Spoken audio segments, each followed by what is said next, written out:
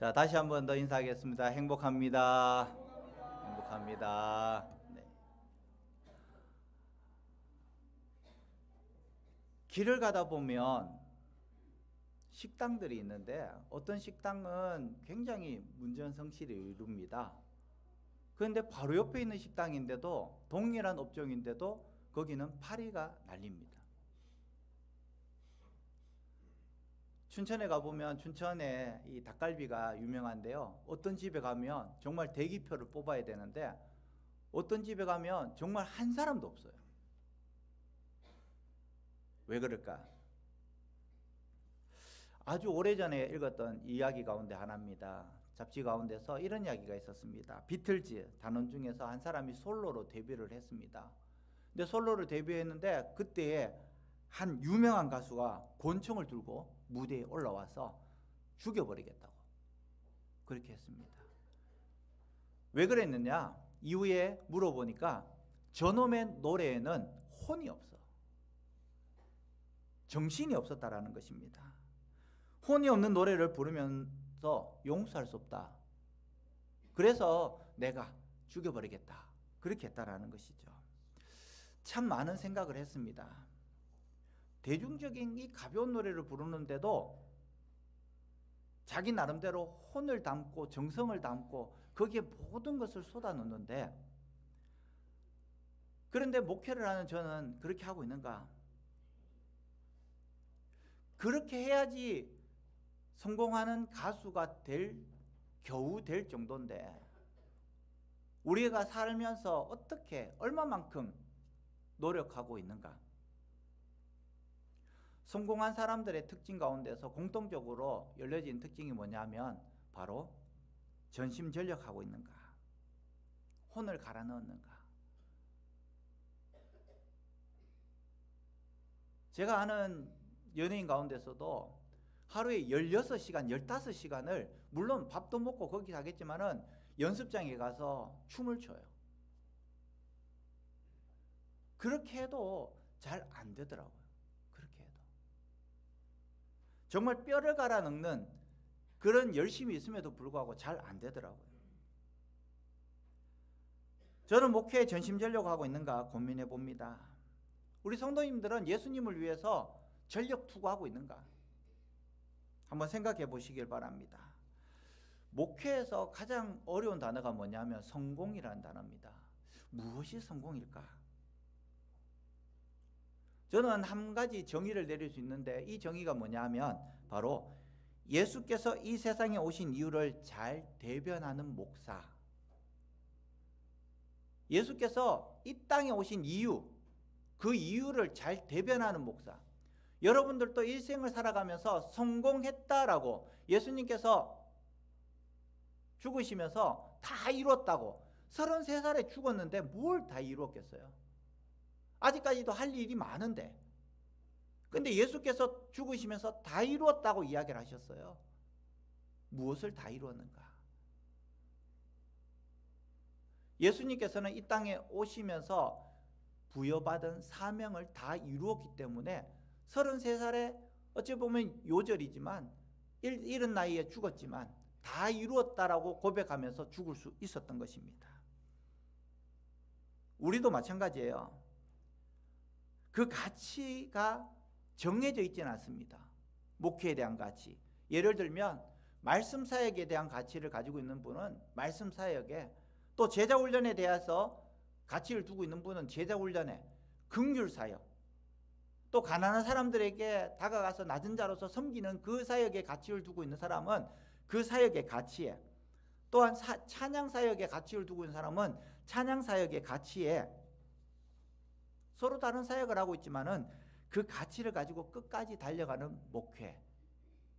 이것이 바로 성공이라고 저는 정의를 내리고 싶습니다. 우리 성도님들은 어떻습니까? 내 삶의 영역에서 예수님께서 나에게 주신 그 사명 얼마만큼 감당하고 있습니까? 주일만 되면 교회 와서 예배 드리고 돌아가는 그것으로 만족하고 있는가? 아니면 삶의 현장 속에서도 나도 여전히 몸부림치면서 예수님께서 주신 그 사명, 하나님께서 주신 그 사명을 가지고 몸부림치고 있는가? 누가복음 4장 43절 44절에 한번 보겠습니다. 누가복음 4장 3절 34절. 네, 읽어보겠습니다. 시작. 예수께서 이르시되 내가 다른 동네에서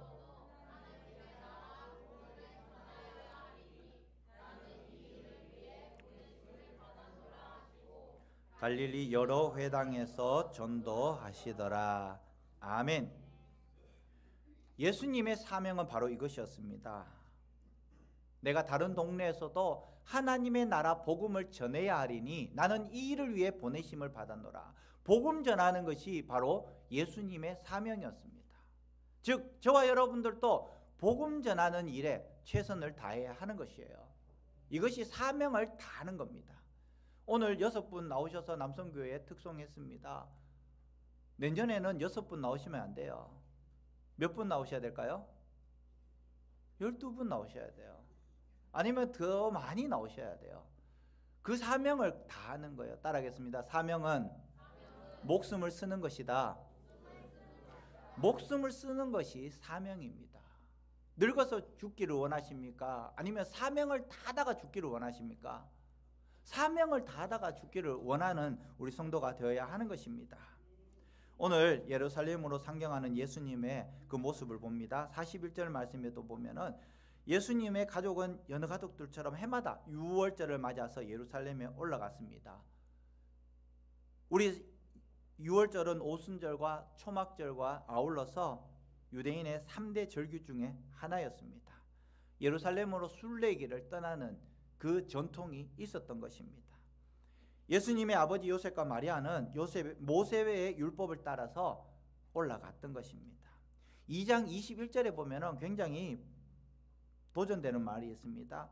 2장 21절인데요. 율법에 따라 8일 만에 할례를 행했으며, 그리고 22절부터 보면요, 모세의 법대로 정결 예식의 날이 참에 아기를 데리고 예루살렘에 올라가니 이는 주의 율법에 쓴 바 첫 해에 처음 난 자마다 주의 거룩한 자라 하리라 한 대로 아기를 죽게 드리고, 또 주의 율법에 말씀하신 대로 산비둘기 한 쌍이나 혹은 어린 집비둘기 둘로 제사하려 함이더라. 아멘. 자, 여기에서 문제가 어떤 문제가 있냐면요, 헤롯이 2살 미만의 아기들을 어떻게 하라고 했습니까? 죽이라고 했어요. 물리적인 시간의 차이는 있을 수가 있습니다. 그것이 언제인지는 잘 알지 못합니다. 자, 그러면 예수님께서 헤롯의 이 환난을 피해서 어디로 갔습니까? 예수님이 나시고 어디로 도망갔어요? 애굽으로 도망갔습니다. 굉장히 긴박하게 돌아가는 시간이었어요. 2살 미만의 아이들은 다 죽여라. 예수님도 애굽으로 도망갔습니다. 그의 아버지와 함께 도망갔어요. 자, 그런데 문제는 뭐냐면 율법에 따라서 8일 만에 할례를 행했다라는 것입니다. 도망가기도 바쁜데 8일 만에 할례를 행했다. 그리고 모세의 법대로 정결 예식이 날이 참에, 즉 다른 말로 40일 후에, 남자를 낳으면 40일 후에 그 여자에게 정결 예식을 하고, 여자를 낳으면 80일 후에 정결 예식을 했는데, 자, 도망가면서도 그런 예식을 다 했다라는 거예요. 자, 도망가는 그 이전일 수도 있습니다. 그러나 그 급박한 상황 속에서 이제 헤롯이 우리 아이를 죽이려고 한다, 그런 소문이 퍼졌을 것입니다. 급박한 그 상황 속에서도 그런 정결 예식을 했습니다. 자, 북한에서 쳐들어옵니다. 파주가, 그리고 일산이, 서울이 이제 함락됐습니다. 자, 그럼 여기 대전에 계시는 분은 어떻게 해야 됩니까? 주일날 와서 예배 드립니까? 네. 하나 더 갖고 가. 좀 이따가 알았지. 야, 진짜 이해했습니다. 자, 그렇게 되었을 때 그 급박한 상황 속에서 우리는 피난 가기 바빠요. 자, 헤롯이 2살 아래 아기를 죽이라고 했을 때에도 8일 만에 할례를 행하고 40일 만에 정결 예식을 할 정도로 이 부모님은 굉장히 믿음이 있던 부모라는 것입니다. 얼마나 이 급박한 상황 속에서도 믿음을 지켰는가. 그리고 우리에게 도전을 주는 말씀이 또 하나 더 있는데요. 39절의 말씀은 주의 율법을 따라 모든 일을 마치고 갈릴리로 돌아가 본 동네 나사렛에 이르니라. 자, 주의 율법을 따라서 모든 일을 행했다는 것입니다. 물리적인 시간대에 대해서는 이야기하지 않겠습니다. 자, 모든 율례를 행할 정도로 굉장히 율법을 가지고 살았던 사람이라는 것입니다. 자, 그리고 우리에게 39절 본문에도 하나님의 규례를 철저하게 지켰던 예수님 부모님의 경건한 모습을 보여주고 있는 말씀입니다. 이런 말이 있습니다. 농작물은 누구의 발소리를 듣고 자란다고? 누구의 발소리를? 주인의 발소리. 농작물들은 농부의 발소리를 들으면서 자란다는 것입니다. 마찬가지로 자녀들의 믿음은 누구의 믿음을 본받고 자랍니까? 부모의 믿음을 본받고 자랍니다. 믿음이 있지만 생활이 안 되는 부모들도 있습니다. 그렇지만은 요셉과 마리아는 믿음과 생활이 일치했다라는 것이죠. 그리고 매년 어디로 올라갔습니까? 예루살렘으로 올라갔습니다. 성전으로 올라갔습니다. 그리고 여전히 매년 올라가다가 12살이 되었을 그때도 성전으로 올라갔다라는 것입니다. 42절 말씀에 보면은 소년 예수님께서 12살 때도 역시 예루살렘으로 부모와 동행했다라는 것입니다.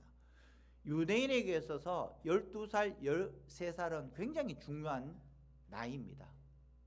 12살은 부모의 그늘 아래서 신앙교육을 받는 그때, 13살은 성인식을 하고 난 다음부터 시작해서 이 아이의 신앙은 본인이 책임지는 그때입니다. 즉 12살이라는 것은 내가 이 아이에게 신앙교육을 마지막으로 가르치는 그때라는 것입니다. 그것을 상징하고 있는 것입니다. 13살이 되면 이제 이 아이의 신앙은 이제 본인이 해야 되기 때문에 얼마나 심도 깊게 이 아이에게 하나님에 대해서 신앙교육을 시켰을까요?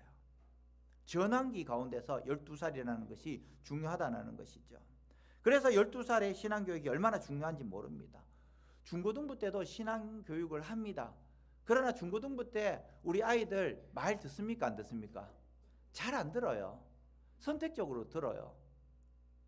그래서 신앙교육은 아동부 때에 신앙교육을 철저하게 시켜야 되는 겁니다. 어릴 적부터 초등학교 유치부 때부터 초등학교 1학년, 2학년, 3학년 때까지 신앙교육을 시키고 그리고 4학년, 5학년, 6학년 때까지 그것을 깨닫게 해야지 중학교 2학년, 3학년에 들어가서도 여전히 반항을 하지만은 신앙에서 믿음에서 떠나지 않는다라는 것입니다. 본문에 보면 43절에 모든 유월절 절기를 마치고 난 다음에 나사렛으로 돌아가는 길에 올랐습니다. 그런데 소년 예수님은 여전히 그 자리에 남아 있었습니다. 당시에 강도들의 위협이 많았습니다. 그래서 여행단을 꾸려서 나사렛에서 예루살렘으로 내려왔습니다. 그리고 돌아갈 때도 자 우리 모여서 갑시다 하고 여행단을 꾸려서 올라갔습니다. 특별히 내려올 때는 많은 예물을 가지고 내려와요. 돈을 가지고 오든 뭐 다른 예물을 가지고 내려왔는데 이 강도들이 그것을 노릴까요? 안 노릴까요? 그것을 노립니다.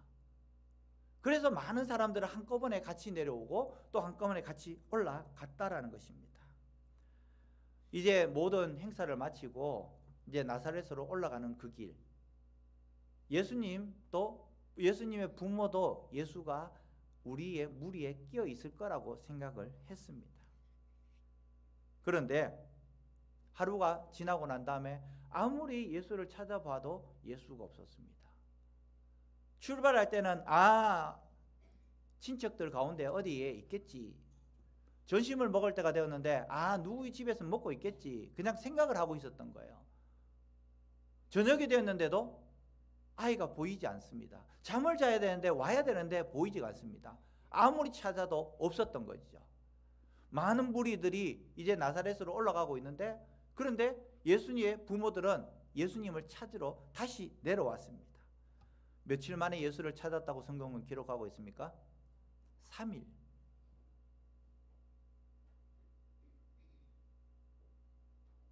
우리가 예수 믿을 때는 모르는데요, 예수를 믿지 않고 잠시 쉬고 난 다음에 다시 예수를 믿겠다고 다짐하는 그것이 어렵다라는 것입니다. 주의해 보시기 바랍니다. 다시 교회로 오기가, 발 들여놓기가 많이 어렵습니다. 저는 그렇게 한번 생각해 보았어요. 예수님을 믿을 때에 잘 믿어야 됩니다. 그리고 그 끈을 놓치면 안 돼요. 놓치면 다시 돌아오기가 얼마나 어려운지 이야기를 하고 있는 것입니다. 자, 예수님을 찾은 부모님에 대해서 45절에서 47절 말씀이 있습니다. 예수님의 부모는 일행 중에서 예수님을 찾지 못했습니다. 그러면서 다시 예루살렘으로 올라갑니다. 하룻길을 갔으면 또 하룻길을 내려왔을 것입니다. 그리고 예수님을 찾았는데 없었어요. 그런데 예수님께서 어디에 계셨는가? 바로 성전에 계셨다는 것입니다. 여기에서 우리는 착각하고 있는 것이 있습니다. 그것이 뭐냐? 오래 예수님을 믿었기 때문에 당연히 내 속에 예수님이 계신다고 생각을 하고 있을 수도 있다는 것입니다. 내가 목사기 때문에, 내가 장로기 때문에, 내가 안수집사고 권사기 때문에 내 속에 예수님이 계신다라고 착각하고 있는 우리 성도들도 있다는 것입니다. 전에 내 속에 예수님이 계셨기 때문에 여전히 내 속에도 예수님이 계신다라고 착각하고 있는 성도들이 있다는 것입니다. 당연히 지금도 예수님이 내 속에 계실 거야 라고 착각하고 있는 것이죠. 세상적으로 목회에 성공한 큰 교회를 이뤘기 때문에 사람들이 구름대처럼 몰려오기 때문에 교회의 재정도 넉넉하기 때문에 당연히 그 교회에 예수님이 계실 곳이라고 착각할 경우들도 있다는 것입니다. 오늘 우리 한국교회는 그와 같은 착각을 조심해야 합니다. 우리는 지금 우리가 예수님을 잃어버린 사람이 아닌가를 살펴보아야 한다는 것입니다. 우리 교회의 가장 중요한 예수님을 잃어버린 교회가 아닌가 반성해 보아야 하는 것입니다. 여러분들 마음속에 예수님이 계십니까? 예수님이 계십니까? 혹시 잃어버리지 않으셨습니까? 지금 한국교회의 현실을 보면 너무나도 인본주의적인 모습이 강합니다. 하나님의 말씀과 동떨어진 모습에 실망할 때가 많이 있습니다. 하나님의 말씀보다 학연과 지연과 물질과 안면 이런 것이 더 앞설 때가 많이 있다라는 것입니다. 우리 신앙인들도 마찬가지입니다. 그리스도인들도 마찬가지입니다. 하나님의 말씀보다 세상의 가치관에 더 우선할 때가 있다라는 것입니다. 오히려 성경의 가치관보다도, 성경의 가르침보다도, 성경의 말씀보다도 세상의 가치관이 먼저일 때가 얼마나 많습니까? 부모 세대에서 그런 모습을 보이니까 그 모습이 자녀 세대까지 흘러가고 있다라는 것이죠. 우리는 습관적으로 예수를 잘 잃어버리는 사람입니다. 주일에는 예수가 내 속에 계시는 것 같지만 그러나 세상 살아가면서 월화수목 금요일 토요일까지 예수님이 계시지 않아요. 그냥 액세서리와 같이 나는 무슨 교회, 나는 무슨 직분을 가지고 있다, 여기에 우리는 마음을 놓고 있는 경우들이 있다라는 것입니다. 언제 어디서 잃어버리게 될지는 알 수 없습니다. 늘 우리는 경계하고 조심해야 합니다. 우리 교회가 하나님께서 주신 비전을 잃어버리지 않도록 우리는 함께 조심을 해야 하는 것이죠. 예수님께서 우리를 위해서 이 땅에 오셨음을 믿을 수 있기를 바랍니다. 그 예수님이 나와 함께 하심을 믿을 수 있기를 바랍니다. 그런데 어느 순간인가 나와 멀어진 그 예수님을 우리는 볼 때가 있다라는 것입니다. 예수님이 교회의 중심에 계시지 않고 사람이 그 자리에 대신하지 않도록, 사람이 주인이 되지 않도록 우리는 매일매일 우리를 점검해 보아야 하는 것입니다. 하나님이 언제나 나의 주인이 되시고 예수님이 내 마음속에 오셔서 나와 함께 하심을 매일매일 점검할 수 있기를 바랍니다. 늘 조심해 주시고 기도해 주시길 바랍니다. 아무리 작은 교회라 해도 예수님의 마음을 아는 교회가 바로 예수님이 살아계시는 교회입니다. 대형 교회들 삐까뻔쩍하게 하고요. 뭐 부활절 칸타타가 30분씩 40분씩 하고요. 막 이런 교회에 있으면서 그 속에서 자부심을 느끼면서 예수님은 없고 교회만 내 속에 있어요. 나는 무슨 교회 성도야. 예수와는 상관없이 그저 내 속에 무슨 교회만 있고 내 무슨 직분만 있고, 아무리 큰 교회라 하여도 예수님과 예수님의 정신이 빠진 교회라면 그 교회의 중심과 주인이 하나님이 아니고 어떤 한 인기 있는 사람이 되었다면 그 교회는 교회가 아닌 것입니다. 오늘 제가 부임하고 난 처음 맞는 성탄절입니다. 이 성탄절에 어떤 말씀을 전할까? 오신 예수님에 대해서 전할까? 아니에요. 정신이 무엇인가? 가치관이 무엇인가에 대해서 함께 나눴으면 좋겠다 생각해서 오늘 말씀을 준비했습니다. 우리 속에 예수의 정신이 있는가? 우리 마음속에 예수의 가치관이 있는가? 한번 생각해 보세요. 내 속에 예수님 계시나? 내 속에 성령님 계시나? 우리 예수 믿는 사람에게 있어서 가장 중요한 것은 누가 뭐라 해도 예수님임을 고백할 수 있기를 바랍니다. 외모와 거칠에 중요한 것이 아닙니다. 예수님 한 분 잊어버리거나 잃어버리면 한순간에 우리 존재 자체가 없어지는 무의미한 존재가 되는 것입니다. 아무리 요란하게 신앙생활하고 교회생활을 하다가 하나님 앞에 가도 하나님께서 뭐라고 이야기하느냐? 나는 도무지 너를 알지 못한다. 그렇게 우리를 뿌리칠 수도 있다라는 것입니다. 하나님 외에 다른 것이 중심이 되시고 예수님조차도 잃어버리시는 우리의 모습이 되지 않기를 바랍니다. 매일매일 나를 점검할 수 있기를 바랍니다. 자녀들에게도 신앙을 가르칠 때요, 윤리적인 예수를 가르치지 마시기 바랍니다. 영적인 예수를 가르치기를 바랍니다. 영적인 예수님을 가르쳐 줘야 하는 것입니다. 저는 진심으로 이 복된 성탄절에 저와 여러분 그리고 사랑하는 우리 교회에 예수님이 다시 한 번 더 임하시기를 간절히 축원합니다. 그래야 우리의 의식 속에서, 우리의 영적인 무의식 속에서, 그리고 우리의 의도와 우리의 무의도 속에서 언제나 예수님이 계시기를 간절히 축원합니다. 우리 시간 찬양하겠습니다. 찬양하고 우리 결단에 기도하겠습니다. 주 하나님 독생자 예수,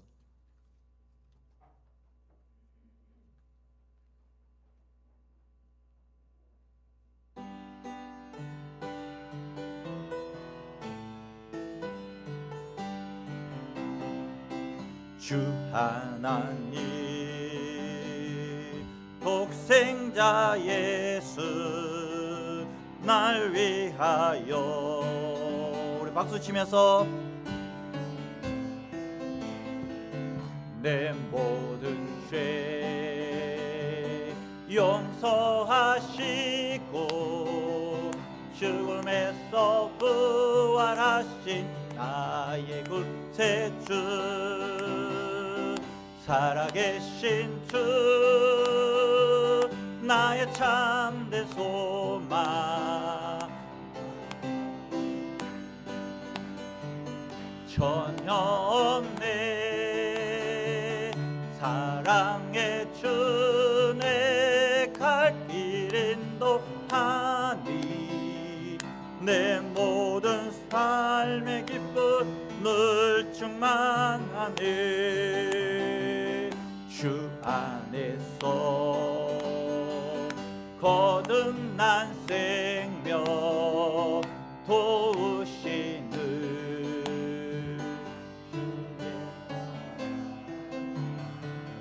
참 기쁨과 확신 가지고 예수님의 도우심을 믿으며 살리아멘. 살아계신 주 나의 참된 소망, 걱정 근심 전혀 없네. 사랑의 주 내 갈 길 인도하니, 내 모든 삶의 기쁨 늘 충만한 그 언젠가 주 뵐 때까지 주를 위해 싸우리라. 승리의 길 멀고 험해도 주님께서 나의 앞길 지켜주시리. 살아계신 주 나의 참된 소망 걱정 근심 전혀 없네. 사랑의 주 내 갈 길 인도하니 내 모든 삶의 기쁨 늘 충만하네. 아멘. 우리 시간 다 함께 통성으로 기도할 때에 예수님을 잃어버리지 않게 해주십시오. 예수님이 다른 것이 중심이 되지 않게 해주십시오. 우리 함께 기도하겠습니다. 거룩하신 하나님 아버지 감사합니다. 오늘 예수님께서 태어나신 성탄절을 맞이하여 저희 성도들이 이 자리에 나와서 하나님께 예배를 드렸습니다. 하나님 아버지 특별히 행사로 끝나는 것이 아니라 우리 중심 되신 예수 그리스도를 잃어버리지 않도록 주님 도와주시옵소서. 하나님 아버지 우리가 세상의 가치관 속에 살아가고 있음을 고백하게 합니다. 하나님 아버지 정말 우리가 세상의 가치관을 따라 살아가는 것이 아니라 정말 우리 속에 함께 하시는 예수 그리스도의 영을 따라 살아갈 수 있도록 주님 축복하여 주시옵소서. 예수님이 다른 것의 중심이 되지 않도록 주님 도와주시옵시고 중심 잃은 성도들이 되지 않도록 하나님 함께하여 주시옵소서. 거룩하신 하나님 아버지 정말 오직 하나님의 영이 우리 속에 거하시고 하나님께 영광 돌릴 수 있는 저희들 되게 하여 주시옵시고 예수 그리스도가 우리의 중심 가운데 함께 하셔서 정말 우리가 그 중심을 잃어버리는 성도들 되지 않도록 주님 축복하여 주시옵소서. 예수 그리스도 예수의 아버지 요셉과 마리아는 하룻길을 가면서도 예수가 있는지도 알지 못했습니다. 하나님 아버지 그리고 3일 동안이나 찾았습니다. 거룩하신 하나님 아버지 저희들도 그런 실수를 범하지 않도록 해주시고 언제나 점검하며 나갈 수 있도록 주님 도와주시옵소서. 특별히 예수 그리스도를 우리 이웃에게도 전할 수 있는 저희들 되게 하여 주시옵시고 정말 주 예수께 받은 사명 은혜의 복음 증언하는 일에 우리의 최선을 다할 수 있도록 주님 역사하여 주시옵소서.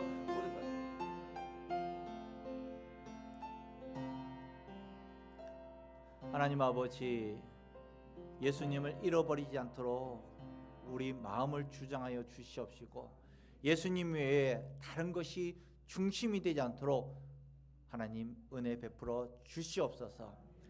마리아와 요셉은 예수님을 잃어버리고도 하루길이나 알지 못했습니다. 혹시 우리도 예수님 없음에도 예수님이 있는 것 같은 착각 속에 살아가고 있지 않습니까? 나를 매일매일 점검하는 우리 성도들 되게 도와주시옵시고 주 예수께 받은 사명 은혜의 복음 전하는 일에 우리의 사명 잘 감당할 수 있도록 주님 축복하여 주시옵소서.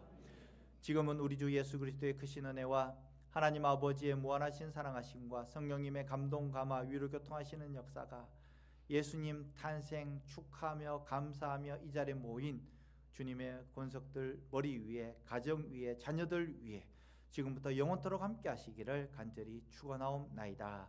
아멘.